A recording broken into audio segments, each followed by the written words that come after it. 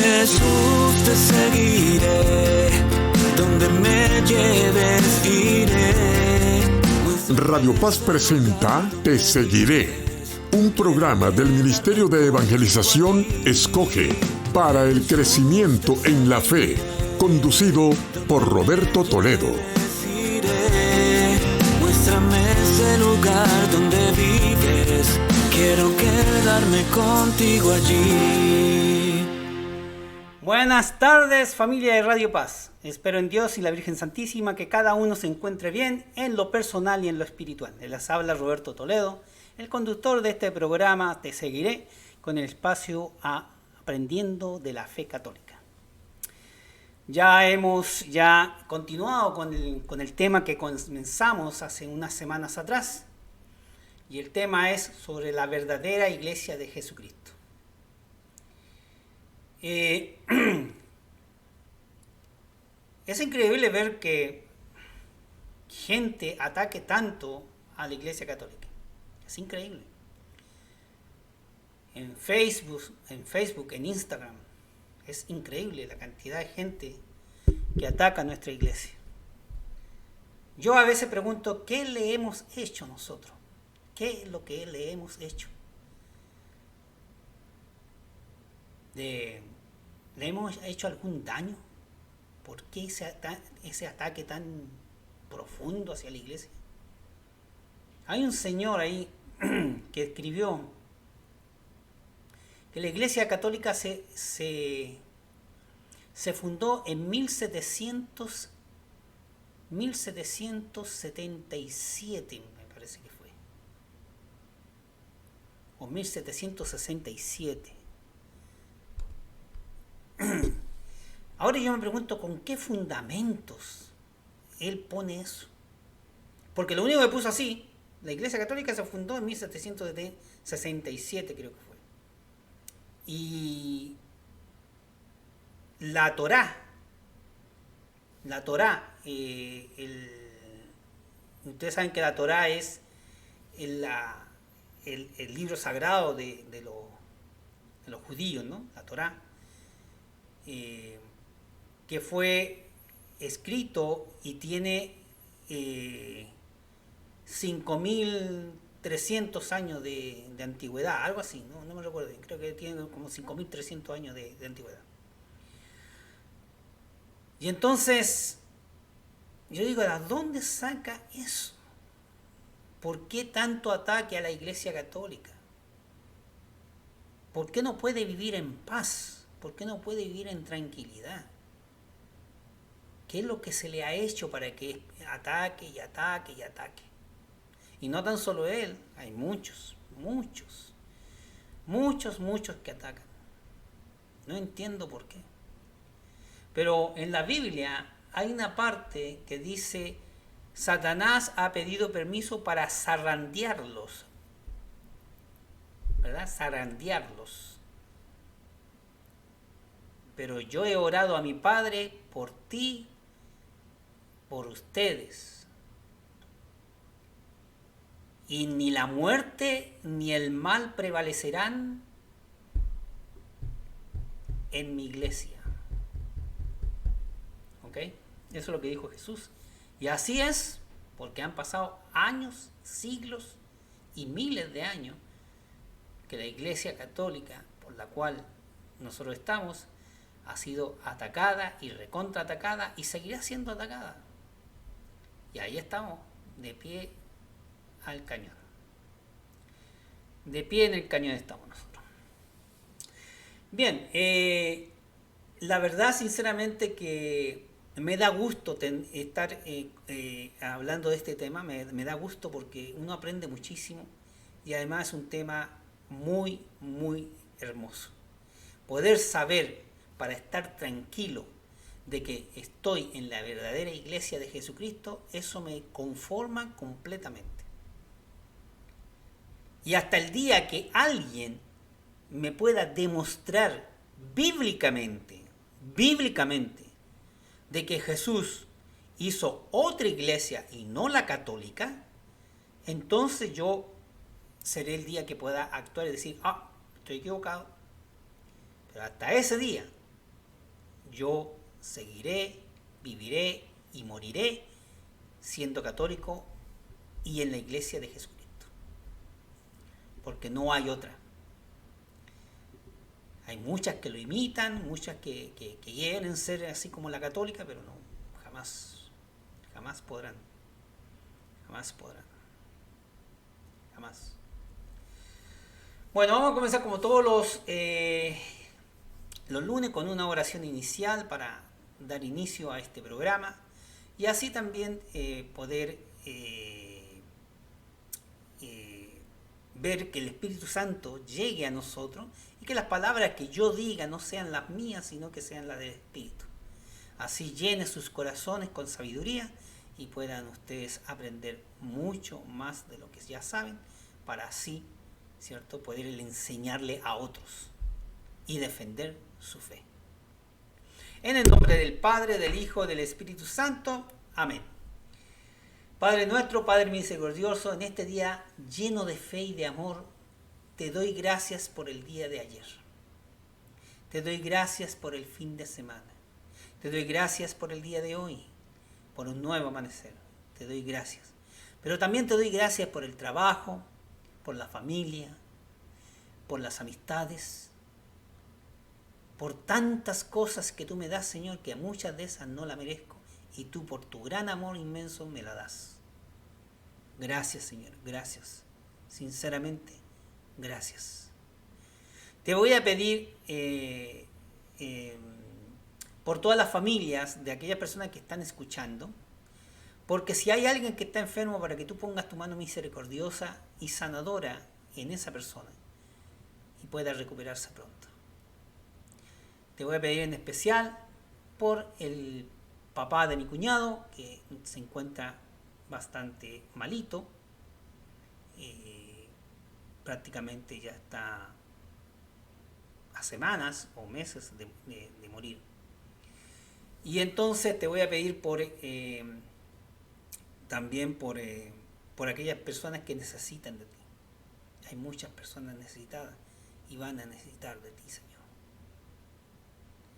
Te voy a pedir por los seminaristas, los diáconos, los religiosos, las hermanas, las monjitas, los sacerdotes, los obispos, por el Papa, por Monseñor Huesqui, Monseñor Garza y mi hijo Nicolás por su gran labor pastoral. Gracias, Señor, de corazón. Y te queremos servir mejor que ayer y escuchar con agrado lo que nos quieras decir hoy. Gracias por la mirada que vigila, el oído que escucha y la mano que ayuda. Amén.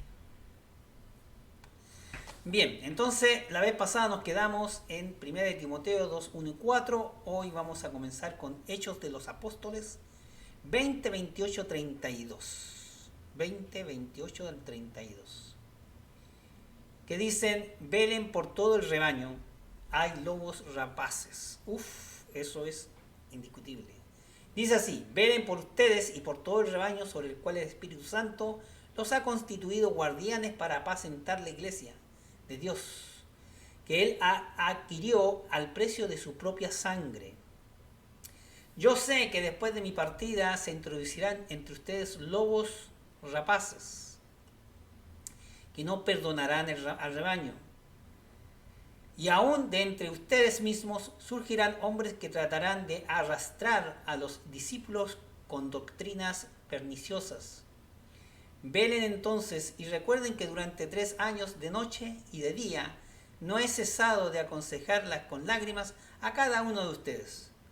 Ahora los encomiendo al Señor y a la palabra de su gracia, que tiene poder para construir el edificio y darles la parte de la herencia que les corresponde con todos los que la han sido santificados.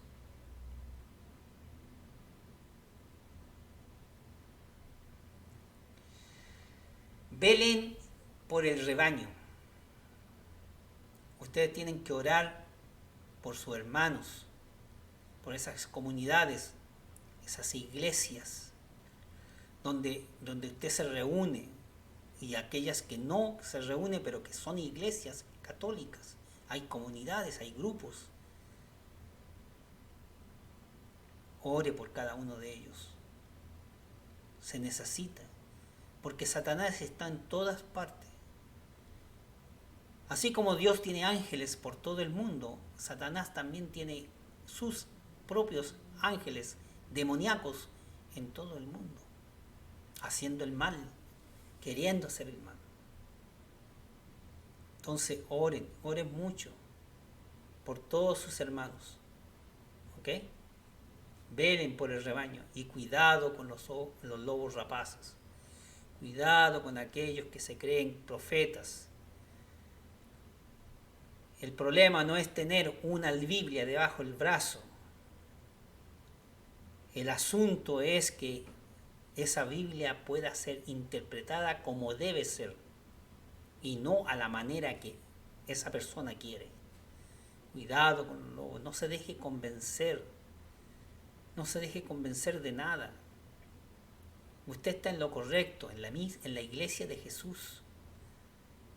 No tiene por qué ir a otra iglesia que no corresponde.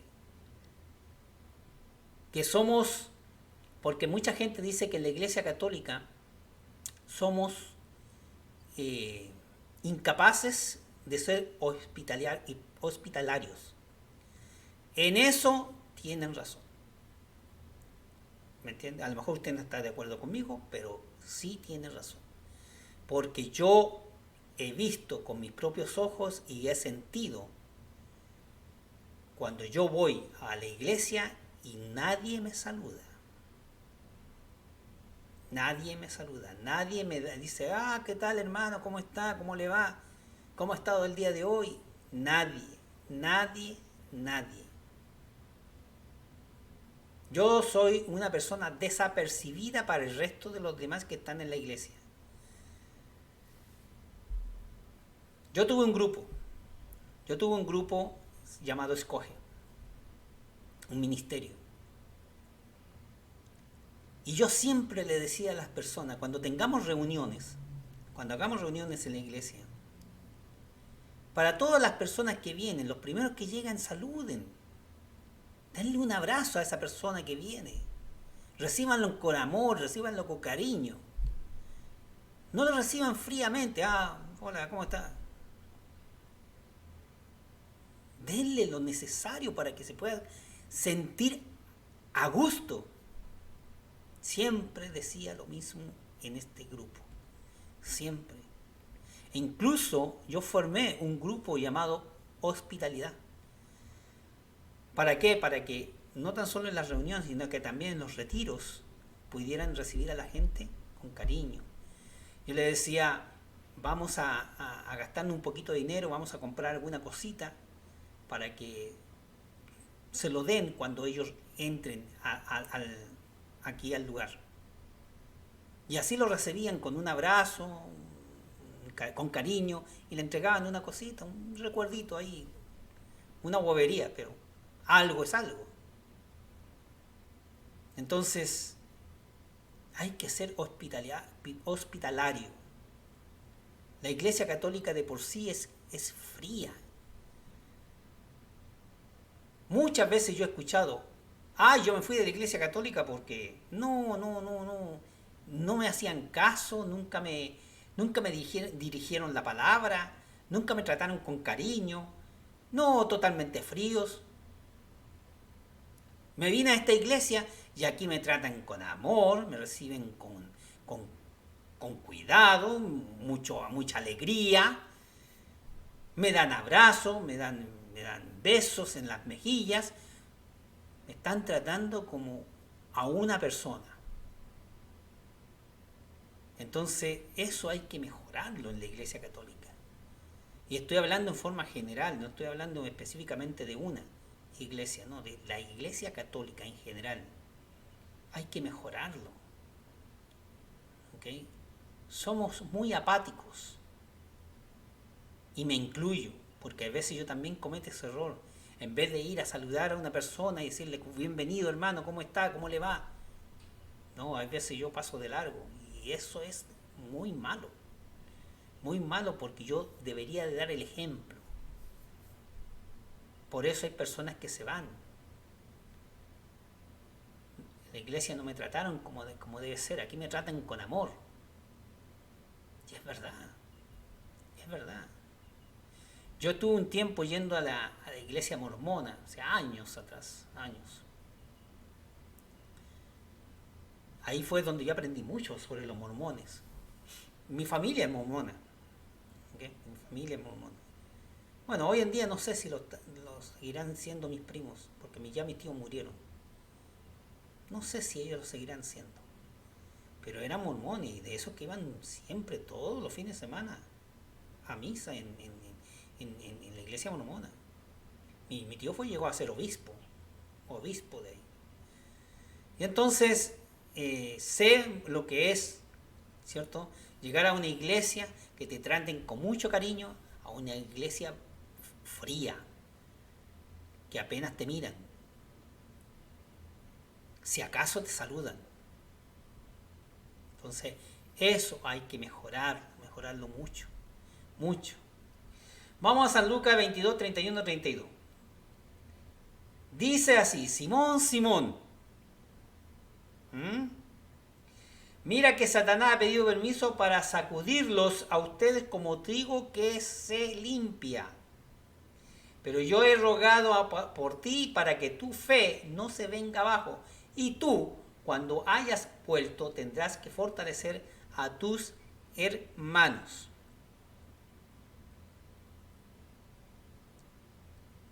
Simón, Simón. En este caso, Pedro.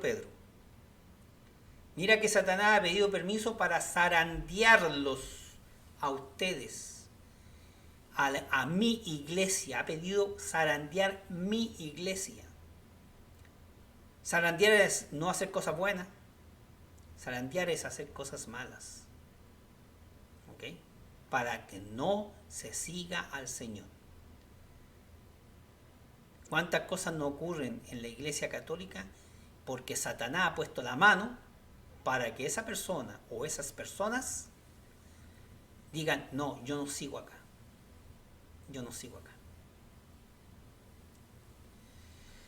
Vamos a Hechos de los Apóstoles 1, 15, 16, 21, 26. Uno de esos días, Pedro se puso de pie en medio de los hermanos y que estaban reunidos, eran alrededor de unos 120 personas. Y dijo: hermanos, era necesario que se cumpliera la escritura en la que el Espíritu Santo, por boca de David, habla de Judas, que fue el jefe de los que apresaron a Jesús. Judas Iscariote. Es necesario uno de los que se han estado en nuestra compañía durante todo el tiempo que el Señor Jesús permaneció con nosotros, desde el bautismo de Juan hasta el día de la ascensión. O sea, constituido junto con nosotros testigo de la resurrección. Se propusieron dos nombres: José, llamado Barsabás, de sobrenombre el Justo, y Matías. Lloraron así: Señor, tú que conoces los corazones de todos, muéstranos a cuál de los dos tú has elegido. Echaron suerte y la elección cayó sobre Matías, que fue para desempeñar el ministerio de apostolado, dejado por Judas al irse al lugar que le correspondía. Aquí el que está poniendo autoridad y el que está llevando la batuta es Pedro. No es Juan, no es Tomás, no es Lucas, no es nadie de eso. Pedro. ¿Ok? Pedro es el que está como número uno, el que está a cargo. ¿Quién lo dejó a cargo? Jesús. Pedro: en esta piedra, ¿cierto?, edificaré mi iglesia. Y iglesia significa congregación. Y una congregación es a donde hay personas reunidas. Y si los apóstoles se reunían, eso era una congregación llamada por sinónimo iglesia. ¿Ok? Bien. San Mateo 10, 1, 2. San Mateo 10, 1, 2. el poder de Jesús entregado a los apóstoles. Vamos a ver. Jesús llamó a sus 12 discípulos y les dio poder sobre los espíritus impuros para expulsarlos y para curar toda clase de enfermedades y dolencias. Estos son los nombres de los 12 apóstoles. Primero, Simón, o sea, Pedro. Y su hermano Andrés, Santiago, hijo de Zebedeo, y su hermano Juan. Y así sucesivamente. Pero primero, Pedro, nuestro primer papa. ¿Ok? Pedro. Pedro es nombrado primero. Pero regresando a Hechos de 1:15, podemos ver la autoridad de Pedro como guía y pastor delegado por Jesús. Como guía y pastor. Vamos a Hechos de los Apóstoles 2, 14, 17. Entonces Pedro, poniéndose de pie con los 11, levantó la voz y dijo: hombres de Judea y todos los que habitan en Jerusalén, presten atención, porque voy a explicarles lo que ha sucedido. Estos hombres no están ebrios, como ustedes suponen, ya que no son las 9 de la mañana, sino que se está cumpliendo lo que dijo el profeta Joel. En los últimos días, dice el Señor, derramaré mi espíritu sobre todos los hombres y profetizarán sus hijos y sus hijas. Los jóvenes verán visiones y los ancianos tendrán sueños proféticos. Una vez más, Pedro da a entender que él es el que tiene la autoridad, es el delegado de Jesús, el vicario. Y para demostrar, alza la voz para ser escuchado y así todos puedan oír su explicación, y además estaba acompañado de los 11 apóstoles. En el 47, en el versículo 47, dice: ellos alababan a Dios y eran queridos por todo el pueblo, y cada día el Señor acrecentaba la comunidad con aquellos que debían salvarse. O sea que la comunidad iba creciendo gracias a los apóstoles. Empezaron 12. Vaya a contar usted cuántos millones de católicos hay en el mundo entero. Hay una enormidad. Vamos a ir a Hechos de los Apóstoles 1, 13, 14. 1, 13, 14.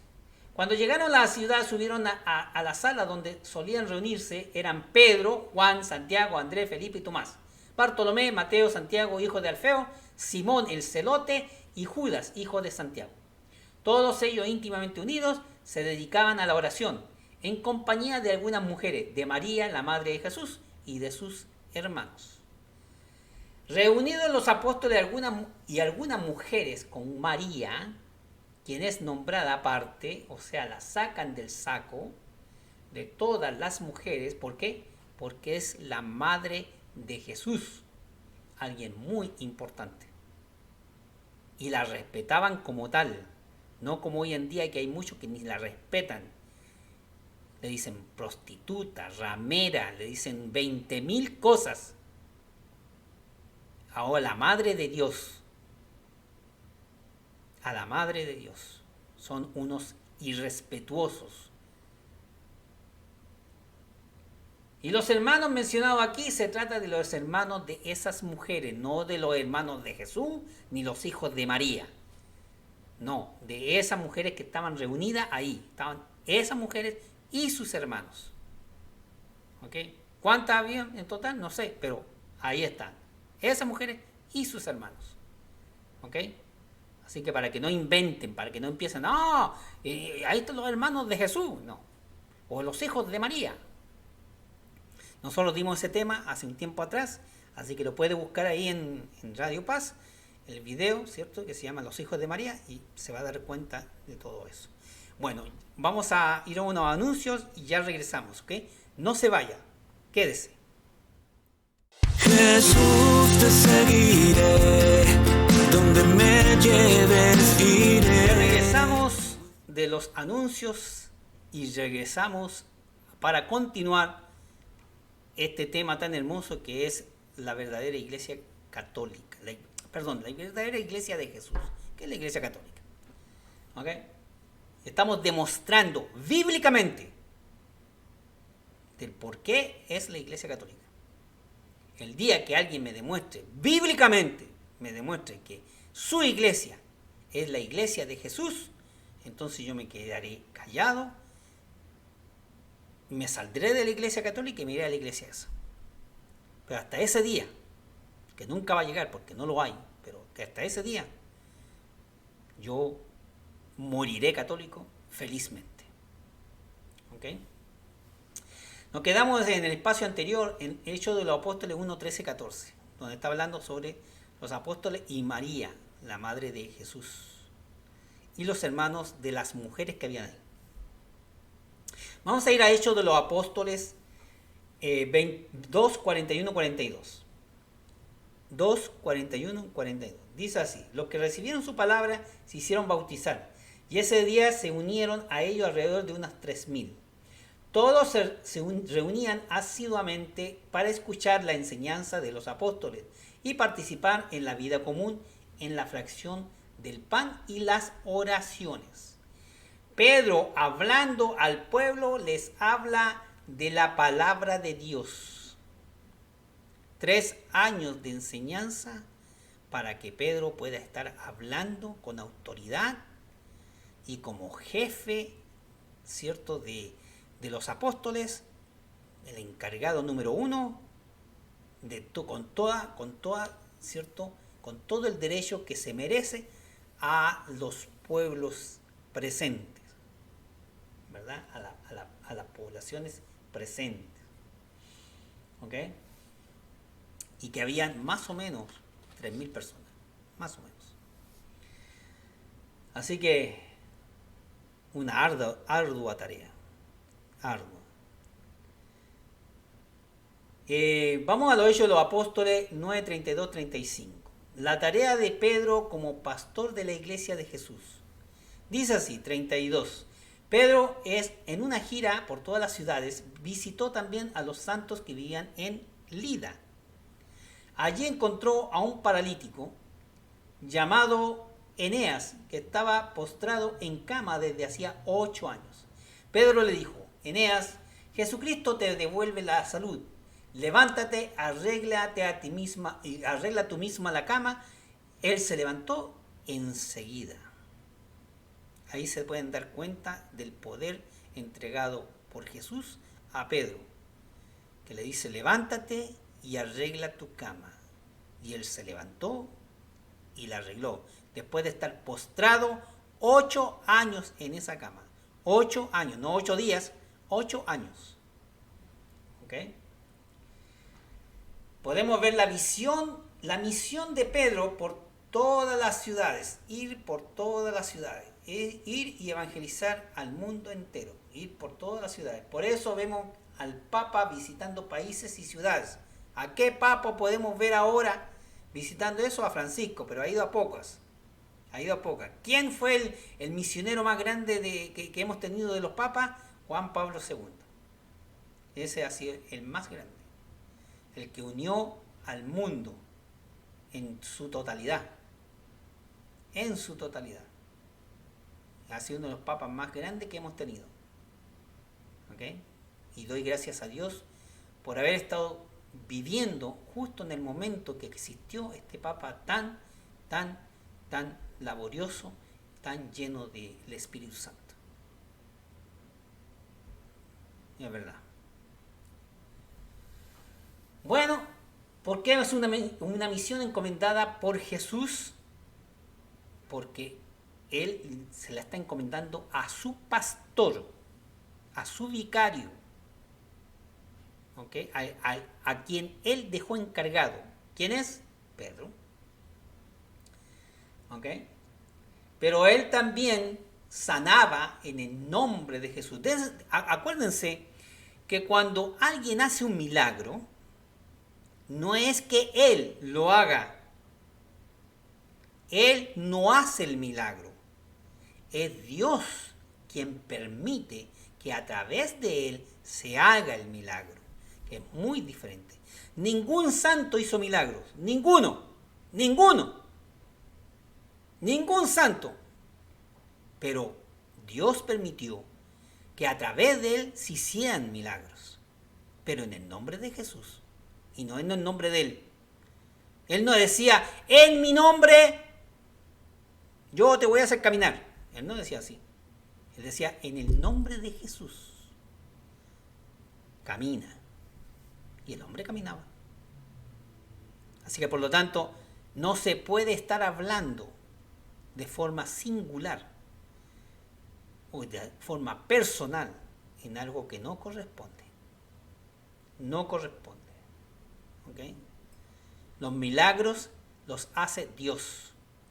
Nadie más que Él. Ni siquiera la Virgen María hace milagros. ¿Se acuerdan que en Fátima, cuando la Virgen apareció, cuál fue el milagro que ella hizo?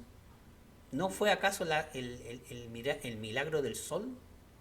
¿Ah? Que hizo que el sol diera vuelta y después se acercara y después retrocediera. ¿Ah? Ella no lo hizo. Ella no lo hizo. Ella dijo, miren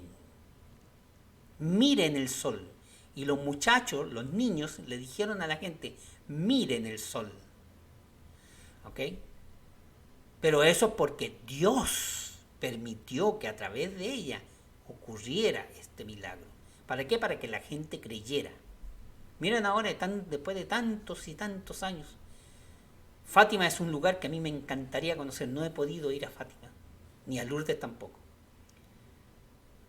Está contemplado de que pueda ir, ojalá Dios quiera, el próximo año o el subsiguiente, pero he tratado, pero parece que la Virgen todavía no me ha dado permiso para ir para allá. Pero quisiera, es un lugar hermoso. ¿Y cuántas millones de personas visitan ese lugar? Millones. No miles, no, millones. Si no me cree, vaya al internet y busque ahí cuál es la cantidad de visitas turísticas que tiene, ¿cierto? Fátima. Y también Lourdes, que es otra. ¿Ok?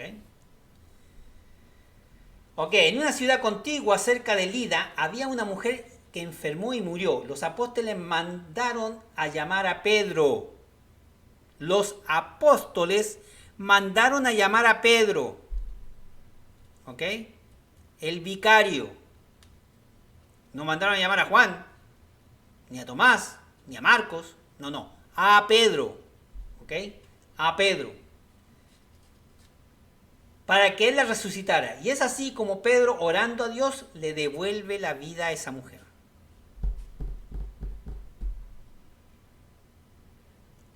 Hay muchos santos hoy en día, muchos, que hicieron muchos milagros. Y repito, no es que ellos los hayan hecho, sino que Dios permitió a través de ellos, ¿cierto?, que pudieran ocurrir. Hay un milagro reciente, hace poquito, el 13 de junio, ¿ok? El 13 de junio, hace poquito, donde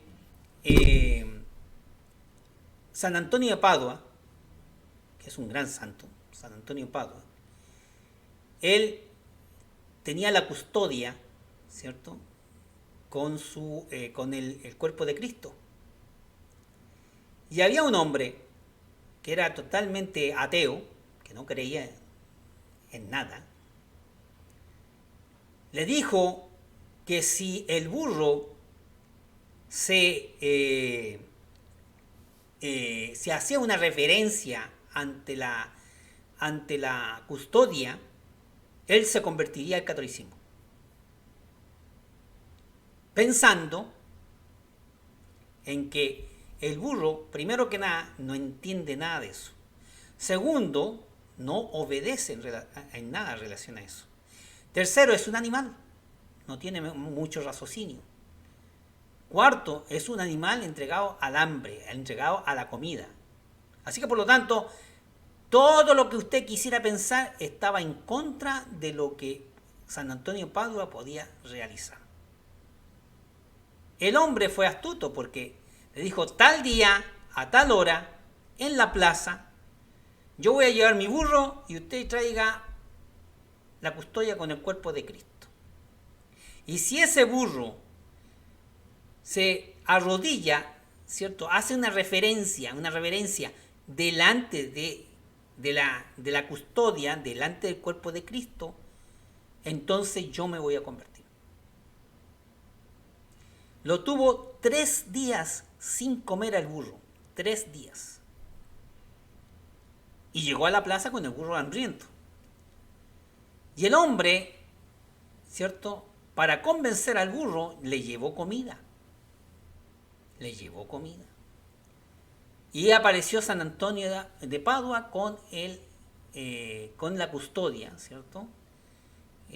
Con la custodia, el cuerpo de Cristo, ¿cierto? En sus manos ahí en la plaza. Cuando el hombre quiso que el burro comiera, el burro se dirigió a donde estaba San Antonio de Padua, que tenía a Cristo en sus manos, y se arrodilló, se reverenció delante de la custodia. Así pasó el milagro. Ese hombre se convirtió, y no tan solo él, porque había muchos que estaban ahí mirando, que eran por curiosidad, y también se convirtieron. Yo digo, si en la Iglesia Católica han habido tantos milagros de tantos años, tantos siglos, miren los milagros eucarísticos, es increíble. Miren los cuerpos incorruptos de los santos. Han habido tantas, pero tantas cosas por siglos y la gente no cree. Y sigue atacando a la iglesia.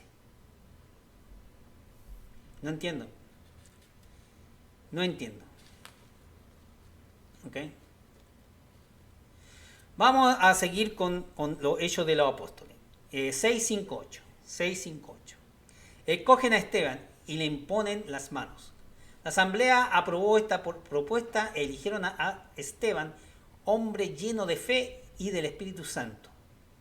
A Felipe y a Prócoro, a Nicanor y a Timón, a Pármenas y a Nicolás, prosélito de Antioquía.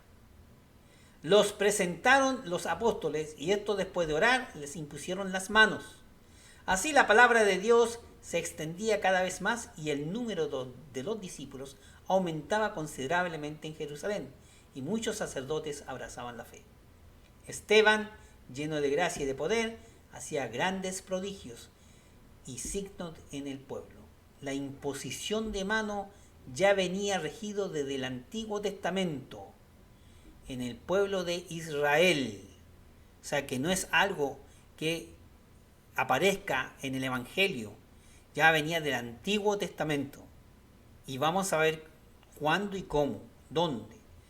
Deuteronomios 34:9. Dice así: pero tenían a Josué, hijo de Nun, el cual quedó lleno del espíritu de sabiduría, porque Moisés había puesto sus manos sobre él. Los hijos de Israel le obedecieron y actuaron en todo según Yahvé había ordenado a Moisés. O sea que ya había imposición de manos en el Antiguo Testamento. Moisés le había impuesto las manos, ¿cierto?, a Josué, hijo de Nun. ¿Ok? Así que no es. Por eso también es tan importante que hoy en día, cuando uno va a los retiros, o va a reuniones, o va a lo que sea, y hay imposición de manos, hay que tener mucho cuidado. Mucho cuidado. Y sobre todo con aquellas personas que hablan en otra lengua. No porque sean malas, no señor, no estoy diciendo eso. Simplemente porque si está hablando en lengua, tiene que haber otra persona que traduzca.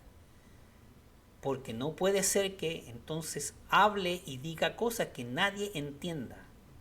Tiene que haber un traductor. Tiene que haber alguien que pueda decir, él está diciendo tal cosa. Así es como si ustedes invitan a un chino a su reunión en español, ¿verdad? Y empieza a hablar en chino y nadie entiende. Si ustedes traen a un intérprete, a alguien que traduzca lo que está diciendo y le va diciendo a ustedes lo que va diciendo él, entonces todo eso es valedero. Pero si no lo hacen, ¿cómo van a entender ¿cómo van a poder entender lo que está diciendo? No hay forma. No hay forma. Lo mismo pasa con el don de la lengua. Yo no digo que no exista, no, existe. Es un don de Dios. Pero cuando Dios da ese don, también tiene que dar el don de la traducción. Alguien que lo sepa entender. Cosa que yo hablo lengua, el que está al lado me está traduciendo lo que yo estoy diciendo. ¿Verdad? Y me está traduciendo como corresponde. No inventando, sino traduciendo. ¿Ok?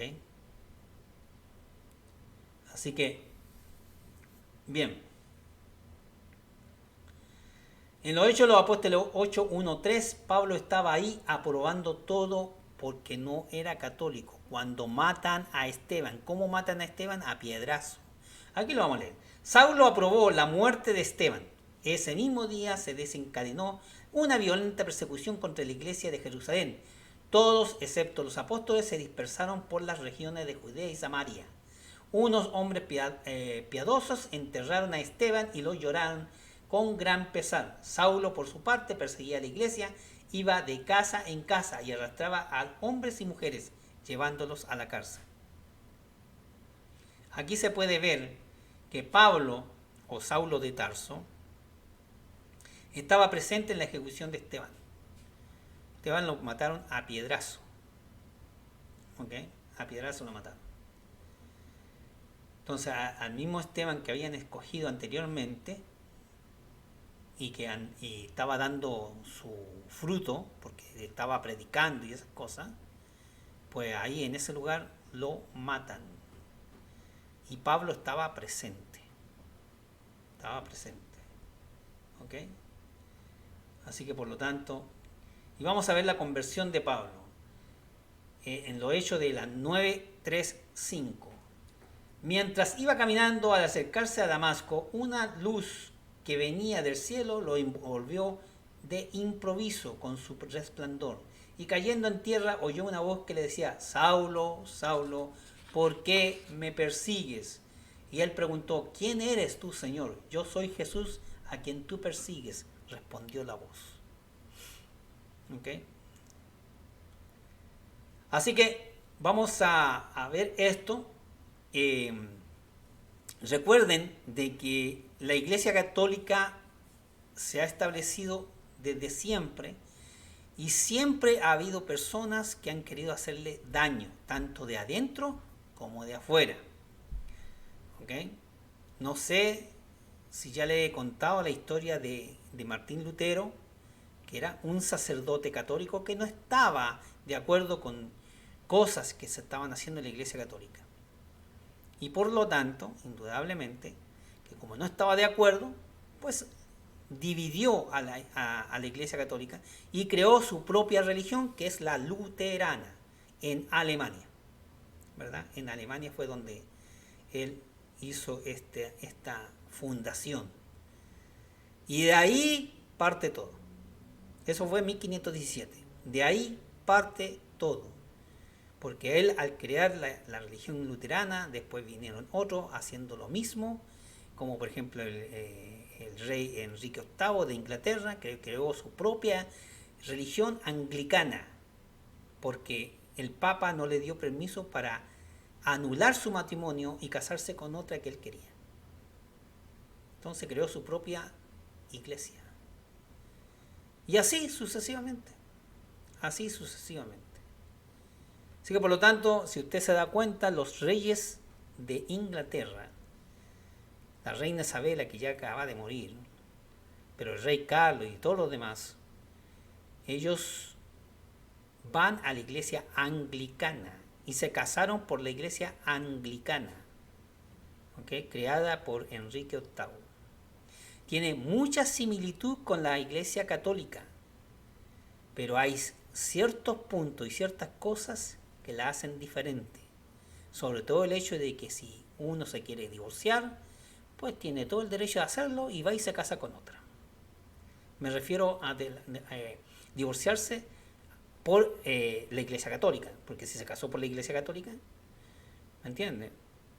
Entonces, lo puede hacer. Eso lo, ¿cierto?, instauró Enrique VIII. Y así como ellos, muchos más. Yo en el próximo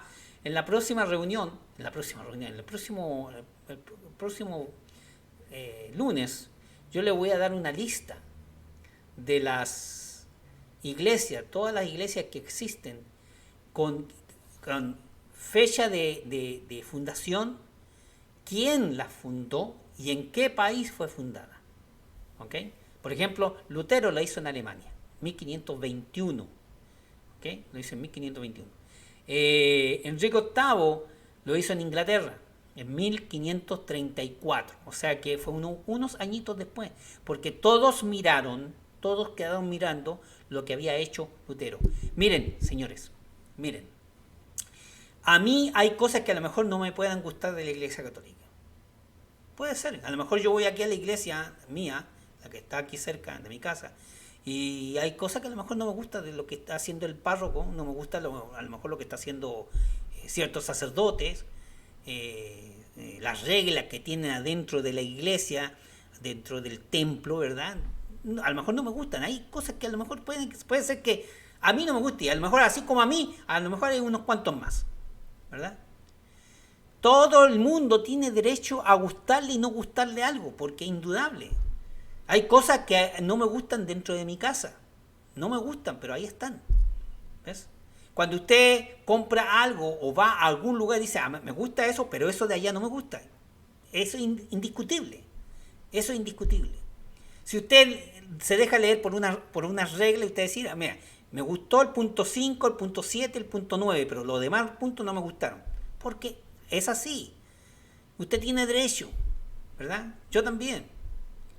El problema no está en que no le gusten cosas de la iglesia, porque eso es lo más normal, lo más natural que hay. Ahí no está el problema. El problema es la división. El yo separarme para armar una iglesia en otro lugar. Eso es lo malo. Eso fue lo que hizo Lutero. Y como lo hizo en un momento tan especial, tan indicado en el punto máximo, entonces hubieron mucha gente que lo siguió, obispos, sacerdotes, monjas, diáconos, un montón de gente que siguió a este hombre, ¿ok? Pero un montón. Entonces la Iglesia Católica sufrió mucho en ese aspecto, sufrió mucho en aquel entonces, porque fue una división muy grande. Y creo que escribió, yo voy a tener que buscar eso, creo que escribió 95 o 94 puntos que no le gustaba, de los cuales la Iglesia Católica le aceptó, creo que 49 creo que le aceptó. Lo otro, no. O 47 creo que fue lo que le aceptó. Algo así, no me recuerdo bien. 47 o 49 por ahí.